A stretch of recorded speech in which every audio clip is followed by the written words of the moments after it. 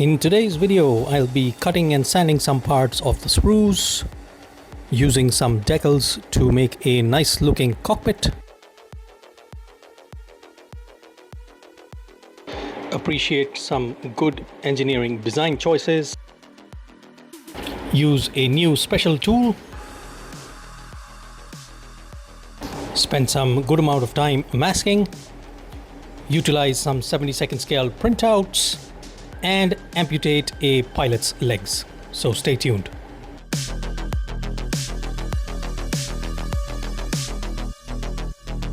So the construction of the kit began where 90% of the kit constructions begin, which is in the cockpit. So I cut off the parts from the sprues, sanded the leftover flash with a 150 grit sanding stick, and then fixed the seat and other bits and bobs inside the cockpit using Revell contactor glue.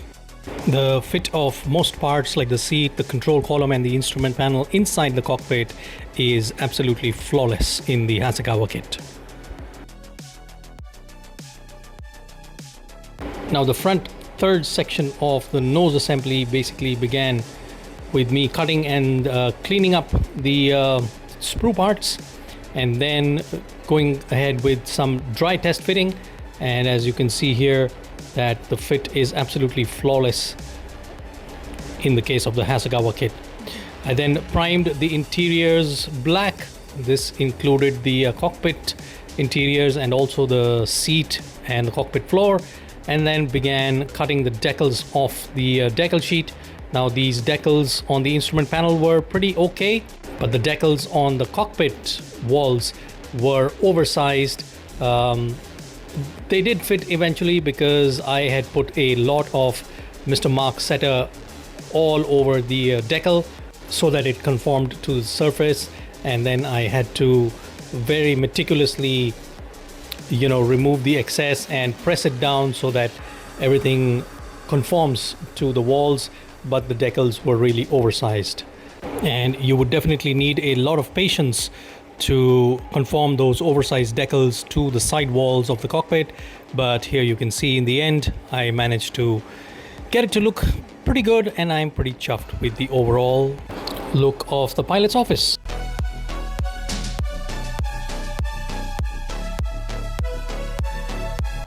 Alright then, time to close up the interiors. So I used Fevikwik cyanoacrylate glue to fix the cockpit on the interior walls, and then I joined up the two halves of the nose together, and the fit was pretty good. And then I applied cyanoacrylate glue again to stick up the two parts together, and the fit is flawless. I use this oversized, very tight clip which I had got off Amazon. Not very happy with it, so not recommended, but I used it to hold the parts together.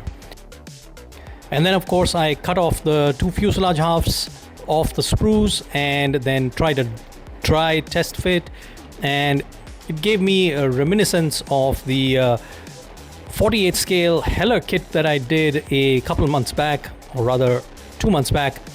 The sections of assembly that you see here are exactly the same design as is on the Heller 48 kit. So every time I was fitting the rear afterburner section and the fuselage halves, I was reminded of the same 48 scale kit. It just seemed as if I am building a scaled down version of the same Heller kit all over again.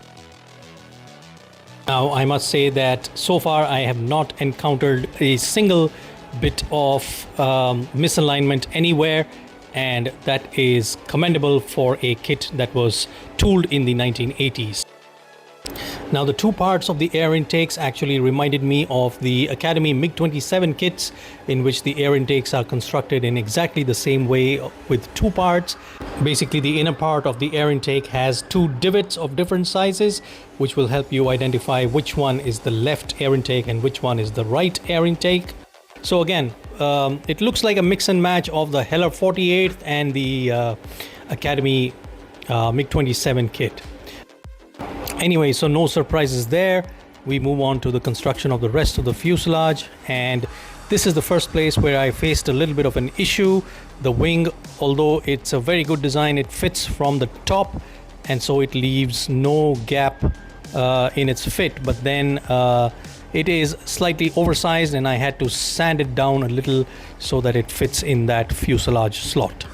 And an equally similar no surprises fitting of the horizontal stabilizers as well.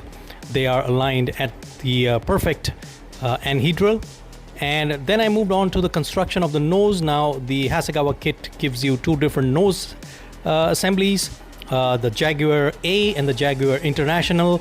Since I am building the Jaguar-IS, which is the international version, I used the other part of the nose. And similarly for the vertical stabilizer as well, you've got a Jaguar A rudder and you've got a Jaguar International rudder. So depending on the version that you're building, you would have to choose that rudder.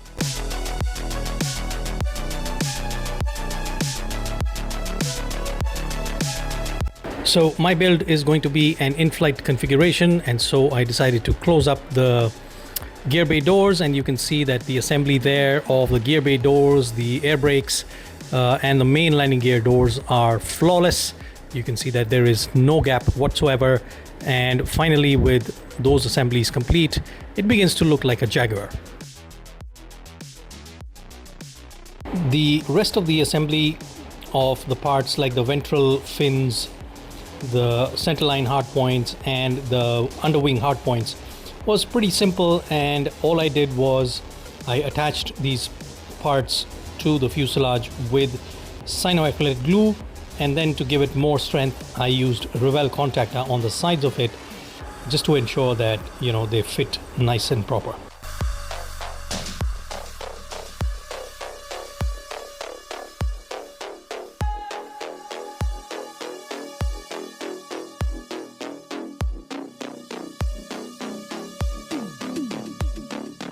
Alright, then moving on to the masking of the canopy. So this time the canopy is in this plastic bag with my friend from the past who is a real prick, and this time I got a new tool to get rid of this prick.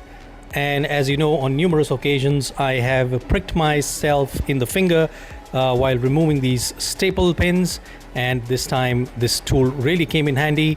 I would like to thank my friend from Canada, Satinder, for providing me with this excellent tool. So now moving to the masking, I have used Tamiya masking tape here, and I would suggest every scale modeler to have a few Tamiya masking tapes as a very important tool. I can't stress enough on the importance of this tape.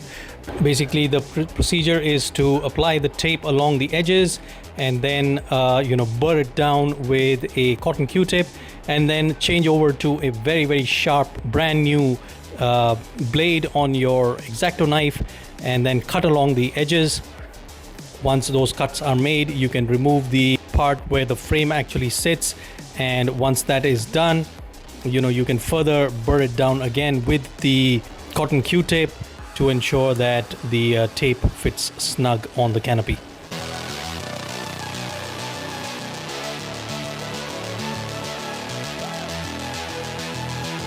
Now, drop tanks are the standard configuration on the Indian Jaguars, but the Hasegawa kit does not include drop tanks as one of the weapons, so I decided to go ahead with some scratch building. So what I did was I printed out a 72nd scale image of a Jaguar and cut out the shape of the drop tank, and then decided to scratch build with ice cream sticks. And this was an experiment that I wanted to undertake to see if I can do it. So here you can see that I have grouped together a bunch of ice cream sticks according to the width of the drop tank, and then stuck them all together with cyanoacrylate glue, and then I placed the cutout image of the drop tank on the group of ice cream sticks, and then started marking the shape of the drop tank over the ice cream sticks. Now, once the shape was marked, I drew the shape over the group of ice cream sticks on the smoother side, and here you can see me drawing that front and rear nose section with a black OHP marker. So basically here you can see that I have marked the length of the overall drop tank on the group of ice cream sticks, and then I took my handy dandy Dremel tool with a HSS or high speed cutting saw. I basically attached it to the front of the Dremel and then cut through the group of ice cream sticks to the appropriate size that was required. Now, once the size was appropriately cut out, I then began shaping the ice cream sticks, and I used this wood shaping tool. This is very sharp. It's sharper than an X-Acto knife. It actually works like a cutting knife. Very sharp. You have to be very careful while handling such a tool. Of course, not recommended for beginners, but if you're an advanced modeler, you still need to be very careful. This tool can easily slice through your fingers, so I would suggest using a protective glove underneath while you're cutting through and shaping that piece of wood.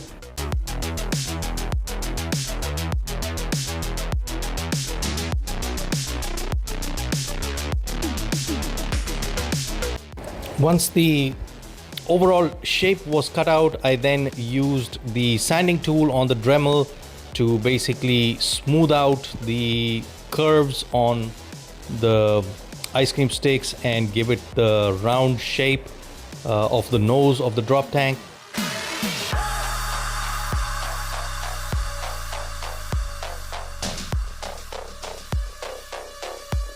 I also used 150 grit sandpaper to further smoothen and sharpen the contours.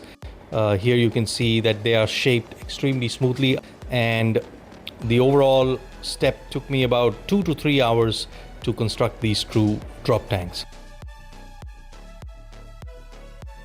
Now, for the fins of the drop tank, I used this translucent plastic card. This is basically a sheet of plastic cut out from the cover of a container, and this is what I utilize for scratch building smaller stuff. Like here you can see me doing that for the fins of the drop tank.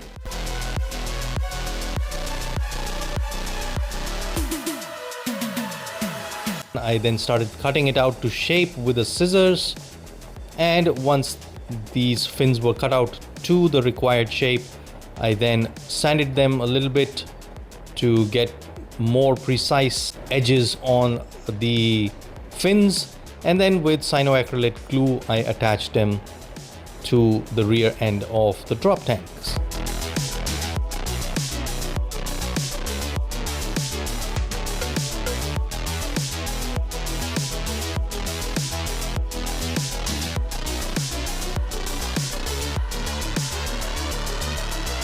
Alright then, time to work on Flying Officer Flash Full, and that is because he is full of flash from head to toe. So the good part is that Hasegawa does include a pilot figure with the Jaguar kit, except that the pilot is missing an arm, so the arm has to be separately attached to the rest of the body. After priming it in Bosnia Grey primer, I used an orange acrylic marker pen to paint the overall of the pilot.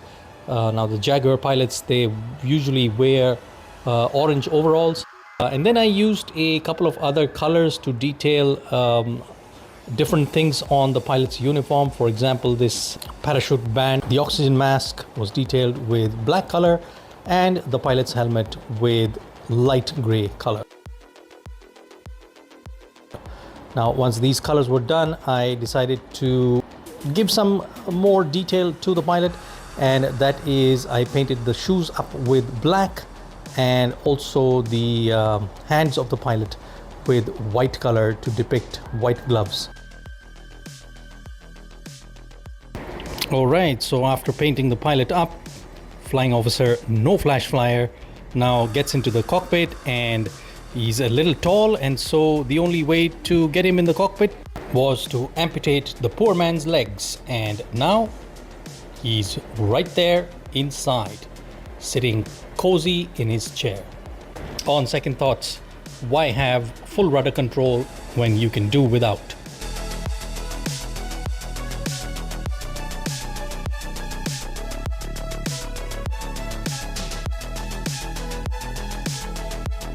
Alrighty then, the Jag is now ready to paint, and as you can see I have Sam Pro spray paint, and this is number S20 medium gray, and this kind of gives a bluish gray tone, which actually we call as Tiffany's gray on the Indian Jaguars. Now this Tiffany's gray is slightly darker, and if you look at the pictures of the Indian Jaguars, they are darker than the other jet fighters that are painted gray. I then use these silver and gray Sharpies to detail the exhaust heat reflector panel at the lower tail end of the Jaguar, and also to detail the exhaust tailpipes with silver, and use the black one to detail the leading edges of various control surfaces, like the leading edges of the horizontal tail surfaces, the leading edges of the wings,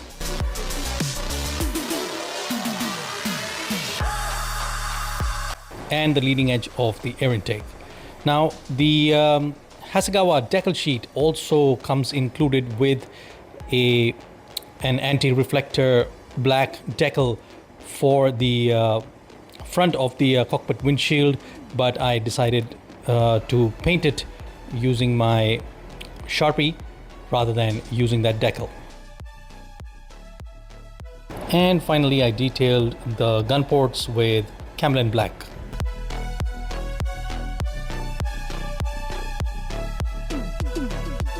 Alright, so time to deck up the cat, and the decals were printed at home. The serial number, the fin flashes and the roundels were all printed by myself.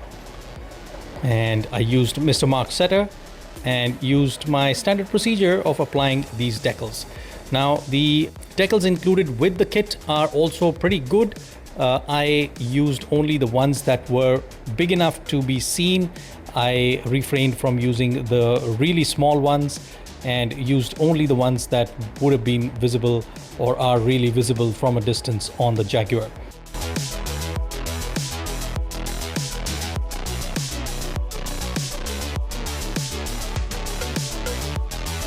And finally, the sigh of relief to see everything come together.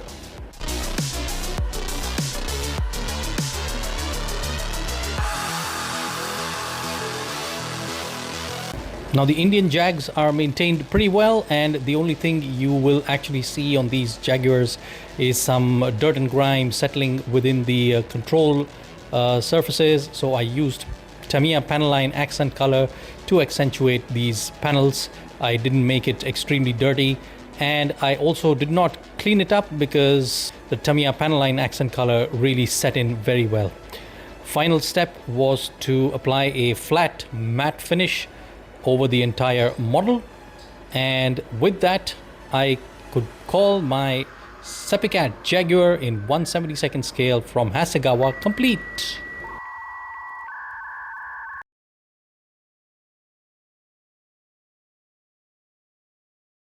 And so here we are on the rotating disc of glory. This is the Hasegawa 1/72nd scale SEPECAT Jaguar. This is JS-101 from number 5 Squadron Tuskers, the original Indian Air Force squadron to get the first direct supply Jaguars from UK, and these had flown, especially the airframe that I've built here was flown directly from the UK to India with a couple of stopovers at Singapore and Malta, and then it finally arrived in the Indian Air Force inventory. Now my 2 cents with this Hasegawa kit is that it is absolutely fantastic. There are no fit issues in this kit whatsoever, so I would definitely recommend it for beginners and advanced modelers alike. The only downside being the absence of drop tanks. Now drop tanks are a standard feature on not only the Indian Jaguars but also the Royal Air Force and the Jaguars used by the Nigerian Air Force. So I think Hasegawa should have taken that extra bit of effort at least to include 2 drop tanks in subsequent toolings of this kit.